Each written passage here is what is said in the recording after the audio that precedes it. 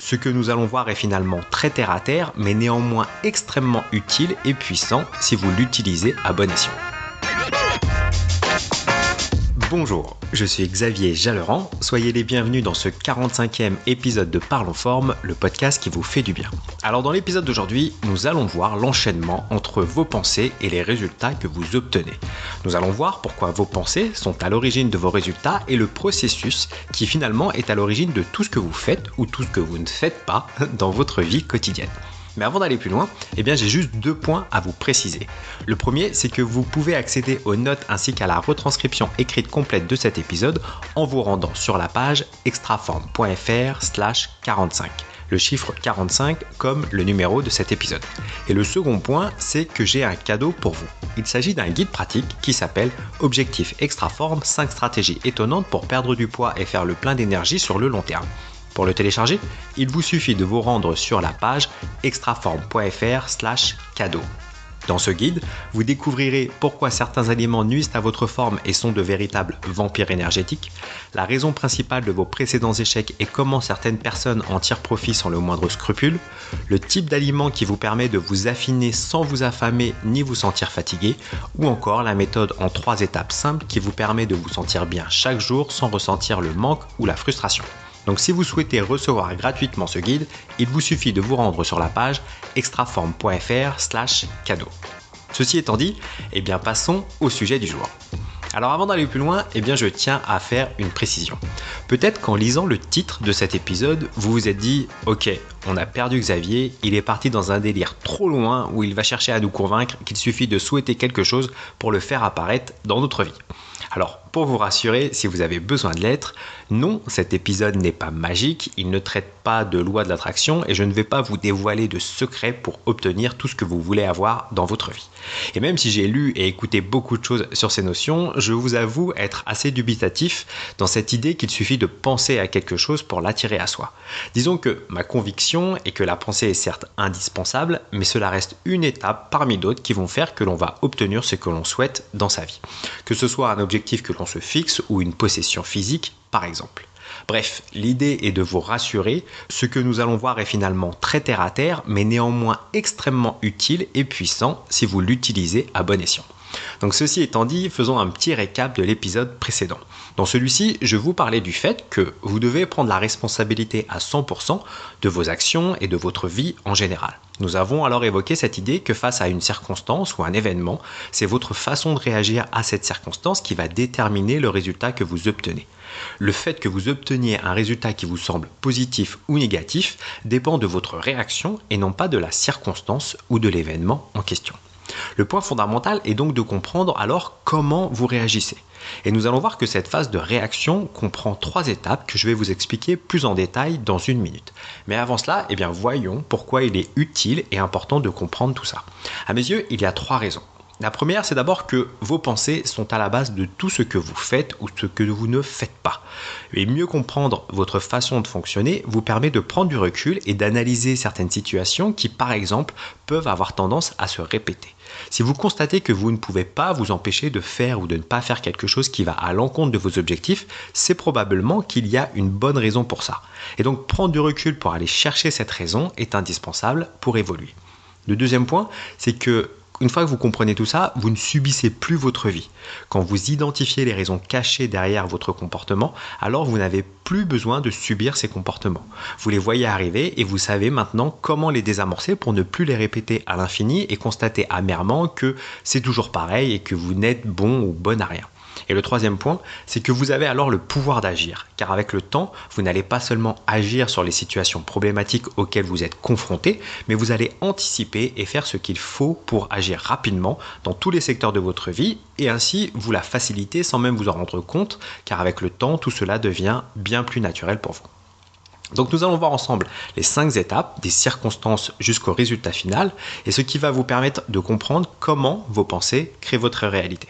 Alors pour information, je n'invente rien, ce que je vous partage aujourd'hui c'est une modélisation qui a été faite par Brooke Castillo, qui est une coach de vie américaine qui a entre autres activités son propre podcast, en anglais bien entendu. Et donc son podcast, si vous souhaitez le découvrir, c'est le Life Coach School Podcast. Donc il s'agit d'un podcast de développement personnel et quand on parle de développement personnel en général, on n'invente rien. Mais la force de Brooke Castillo est sa capacité à rendre très clair et très accessible certaines notions ou certains concepts qui sont parfois pas compliqués mais moins faciles à appréhender et à les rendre applicables dans votre vie de tous les jours. Donc si vous comprenez l'anglais, je vous recommande chaudement son podcast. Et donc ce que nous allons voir aujourd'hui, c'est ce que Brooke Castillo appelle le modèle. Et donc c'est un processus qui se découpe en 5 étapes. En première étape, c'est celle des circonstances ou des événements. Ensuite, il y a les pensées, puis les émotions, puis les actions, puis les résultats. Donc voyons tout cela un peu plus en détail. Donc commençons par les circonstances, car finalement toute situation est définie par les circonstances de cette situation. Et là où c'est intéressant, c'est que les circonstances sont neutres, c'est-à-dire que ce n'est pas la circonstance de la situation qui va avoir un impact sur le résultat final que vous allez obtenir. C'est pourquoi elles sont neutres, car peu importe la circonstance, c'est la façon dont vous allez réagir qui va déterminer le résultat. Globalement, les circonstances prennent 3 formes. Ce sont premièrement les événements externes. Le fait, par exemple, aujourd'hui il pleut ou il y a du soleil. Aujourd'hui il y a des embouteillages ou ça roule bien. Le fait que vous receviez une lettre des impôts ou de votre grand-mère. Tout cela, ce sont des événements externes qui arrivent dans votre vie et c'est comme ça. En soi, ils ne sont pas bons ou mauvais, ils sont juste là. Le deuxième type de circonstances, ce sont les personnes. Vos parents, vos frères et sœurs, vos partenaires de vie, vos enfants, vos voisins, vos collègues et j'en passe. Autant de personnes qui font partie de votre vie, que vous choisissez ou que vous ne choisissez pas et que vous ne pouvez pas contrôler. Car dans tous les cas, ils sont toujours libres de faire, de penser et de dire ce qu'ils veulent. Et la troisième forme de circonstance, c'est votre passé. Votre passé est comme il est et vous ne pouvez rien y faire. Vous ne pouvez pas revenir en arrière pour le modifier et donc en soi, il est neutre car c'est uniquement votre façon de réagir vis-à-vis de ce passé qui va avoir un impact sur votre vie actuelle et sur votre vie future. Donc ça, ce sont les circonstances. Le moment où vous avez votre mot à dire, c'est à partir de la deuxième étape, celle de vos pensées. Et en fait, vos pensées, c'est en général une phrase qui vous vient à l'esprit lorsque vous faites face à une circonstance. Si je reprends mes exemples précédents, si j'ouvre mes volets le matin et je vois qu'il pleut, je peux me dire « Oh, encore une sale journée qui commence ». Si j'entends les enfants des voisins du dessus qui commencent à faire du bruit, je pourrais penser de leurs parents qu'ils ne sont pas capables de s'occuper de leurs enfants ou quoi. Et si je repense à un vieux souvenir d'un accident de voiture que j'ai eu il y a quelques années, je peux me dire « Ah là là, je ne suis vraiment pas un bon ou une bonne conductrice ». Et bien entendu, ici, je prends des exemples de pensées qui sont plutôt négatives. Mais cela ne veut pas dire qu'il n'y a jamais de positif dans la vie en général, mais simplement que si vous avez déjà une pensée ou une croyance positive et qu'elle vous aide, alors vous allez la garder le plus longtemps possible. Alors qu'au contraire, vous allez essayer de mettre votre attention sur toutes ces pensées qui vous aident moins ou qui vous bloquent pour essayer de les comprendre afin de les faire évoluer et ainsi obtenir des résultats plus en accord avec vos attentes. Donc pour résumer, vos pensées, ce sont en général une ou plusieurs petites phrases que vous avez, la plupart du temps automatiquement, lorsque vous êtes confronté à une circonstance en particulier. Et donc de ces pensées, découle le troisième point, celui de vos émotions. Vos émotions, c'est un ou plusieurs mots qui vont décrire comment vous vous sentez lorsque vous avez cette pensée. Quand je pense encore une sale journée qui commence parce qu'il pleut, je peux me sentir démotivé ou encore fatigué de cette météo un peu pourrie. Quand je pense ils ne sont pas capables de s'occuper de leurs enfants, je peux me sentir agacé ou même avoir de la colère qui monte en moi parce que ça fait 10 fois qu'on va les voir et que rien ne change. Quand je repense à cet accident de voiture, je vais peut-être ressentir de la peur ou une certaine angoisse à l'idée de devoir prendre ma voiture. Nous passons alors à la quatrième étape, car vous vous en doutez, ces émotions ont un impact fondamental sur vos actions. Vos actions, ce sont toutes les choses que vous allez faire ou ne pas faire et qui découlent directement de vos émotions qui elles-mêmes découlent de vos pensées. Vous constatez qu'il pleut lorsque vous ouvrez vos volets. Vous pensez que c'est une sale journée qui commence et vous vous sentez fatigué. À ce moment-là, il est assez peu probable que vous allez vous motiver pour aller faire votre footing comme vous l'aviez prévu. Si par exemple vous êtes agacé par les enfants de vos voisins qui font du bruit, encore une fois, vous décidez d'attendre un peu, mais plus vous attendez, plus la colère monte, jusqu'au moment où vous n'en pouvez plus et vous allez cogner à leur porte pour leur dire le fond de votre pensée. Ou encore, si vous êtes convaincu que vous conduisez mal, alors vous allez manquer de confiance en vous. Vous allez probablement avoir un comportement routier dangereux au milieu du reste de la circulation et donc vous augmentez votre risque d'avoir un nouvel accident. Et donc tout cela vous amène naturellement à la 5e et dernière étape qui est celle de vos résultats. Vos résultats sont la somme de ce que vous obtenez ou de ce que vous n'obtenez pas dans votre vie. Vous aurez peut-être plus de mal à rester en forme si vous vous démotivez avant chaque séance de sport parce que la circonstance du moment n'est pas parfaitement favorable. Vous aurez probablement une mauvaise relation avec vos voisins si tous vos échanges tournent autour du fait que leurs enfants font trop de bruit et que ces échanges se font sous le coup de la colère. Et vous aurez probablement plus d'accidents si vous avez l'intime conviction que vous êtes un mauvais conducteur ou une mauvaise conductrice. Alors bien sûr, ici je vous ai juste présenté 3 exemples assez bateaux, mais c'est aussi pour faciliter la compréhension et l'enchaînement des différentes étapes. Mais sachez que quel que soit le type de situation que vous rencontrez, que ces situations soient plus ou moins graves, eh bien vous allez voir que ce processus est toujours applicable.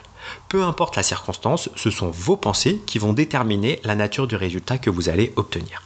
Et donc pour voir ça, eh bien, on peut continuer avec ces exemples. Et donc face à ces circonstances que je vous ai proposées, quelle pensée plus positive pourrait avoir cette personne-là ?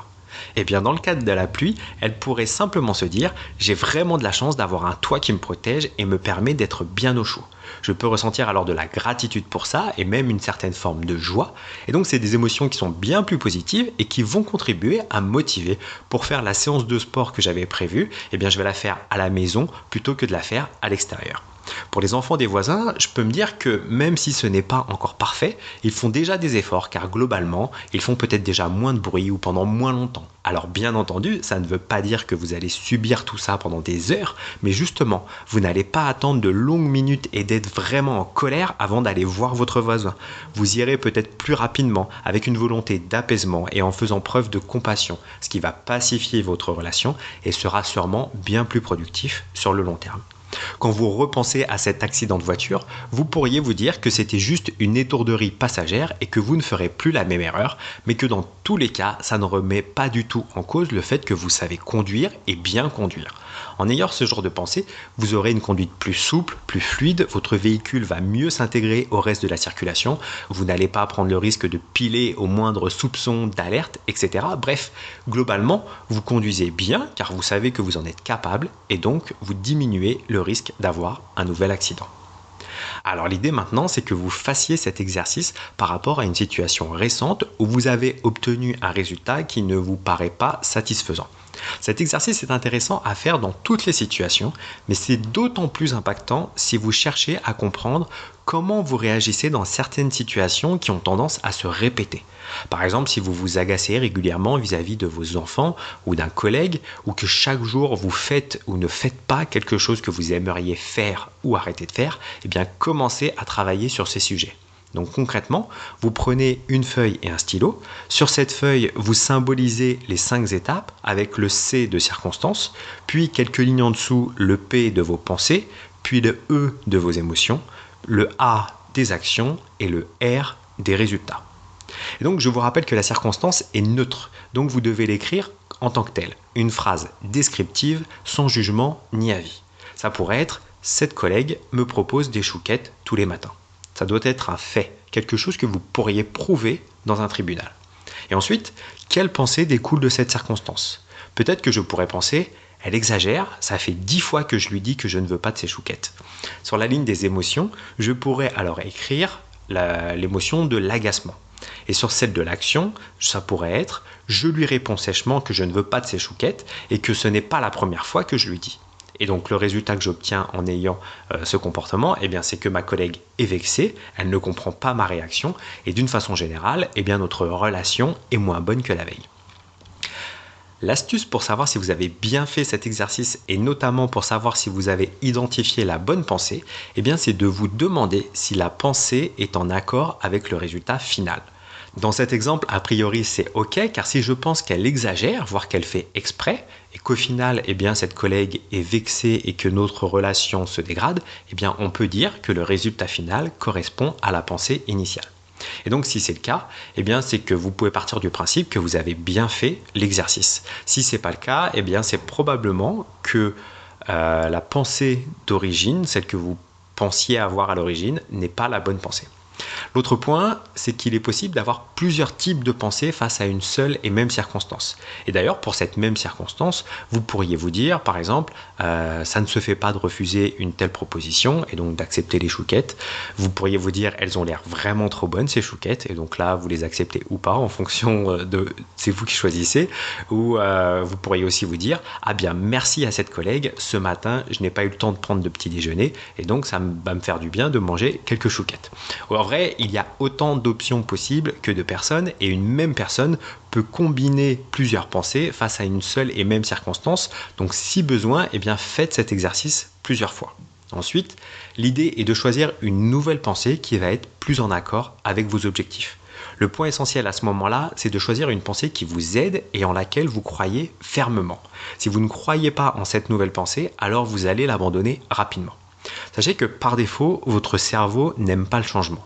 Et donc le jour où vous lui demandez de penser différemment face à une situation que vous vivez peut-être depuis des années, alors forcément ça ne va pas trop lui plaire et il ne va pas trop comprendre. Ça va donc demander une certaine volonté de votre part pour forcer entre guillemets cette pensée, faire en sorte que cette nouvelle pensée devienne vôtre. Et donc si vous voulez que ça fonctionne, eh bien vous devez croire fermement en cette pensée. Par exemple, je pourrais décider de penser que si cette collègue me propose ses chouquettes tous les matins, eh bien c'est parce qu'elle a une éducation où il est important de partager ce que l'on possède. Du coup, quand elle m'en propose, ce n'est pas spécialement pour me tenter, mais simplement parce qu'elle veut me faire plaisir. Je pourrais aussi penser que cette collègue nous propose des chouquettes en sachant d'avance que l'on va refuser. Mais comme elle nous en a proposé, alors elle se sent OK avec le fait de manger tout le paquet toute seule. Notre refus fait qu'elle n'a pas le choix, entre guillemets, de manger ses 10 chouquettes à elle toute seule. Et là encore, elle ne me propose pas ses chouquettes pour me tenter moi, mais pour s'autoriser, elle, à tout manger. Ces pensées sont peut-être vraies ou fausses, elles ne sont ni bonnes ni mauvaises, mais l'important c'est que 1. Vous y croyez vraiment, et que 2. Elles vous aident à aller dans la direction de vos objectifs. Ce que fait votre collègue n'est qu'une circonstance neutre et rien de plus. Et enfin, le dernier point pour cet exercice, eh bien, c'est de vous laisser du temps. D'abord pour vous approprier votre pensée actuelle. Prenez le temps de la comprendre et surtout, ne vous culpabilisez pas d'avoir cette pensée. Une pensée, c'est juste une pensée. Et comme vous pouvez en changer, alors vous savez qu'elle ne vous définit pas. Donc il ne sert à rien de vous culpabiliser à l'idée que vous avez eu ce type de pensée. Le deuxième point, c'est que vous devez aussi vous laisser du temps pour installer votre nouvelle pensée. Vous ne pouvez pas remplacer une pensée par une autre d'un claquement de doigts. Il faut du temps à votre cerveau pour prendre cette nouvelle habitude de penser et donc laissez-lui le temps dont il a besoin et vous verrez qu'au fil des jours et des semaines, ça va venir et tout va se mettre en place tranquillement. Donc nous arrivons au terme de cet épisode, j'espère que celui-ci vous a plu et apporté des choses. Honnêtement, ce ne sera le cas que si vous appliquez ce que l'on vient de voir ensemble. Donc je vous encourage chaudement à faire cet exercice au moins une fois sur une situation de votre vie. Et vous verrez ensuite combien cela peut être utile. Faites l'exercice à l'écrit, c'est d'autant plus efficace ainsi. D'une façon générale, si vous pensez que je peux vous aider et vous accompagner sur cette route d'une meilleure connaissance de vous-même et d'une meilleure santé en général, alors je vous invite à me contacter directement pour qu'on puisse en discuter. Pour cela, rendez-vous sur le site extraform.fr et sur la page Contact. Dans tous les cas, je vous dis à très vite pour le prochain épisode. Ciao!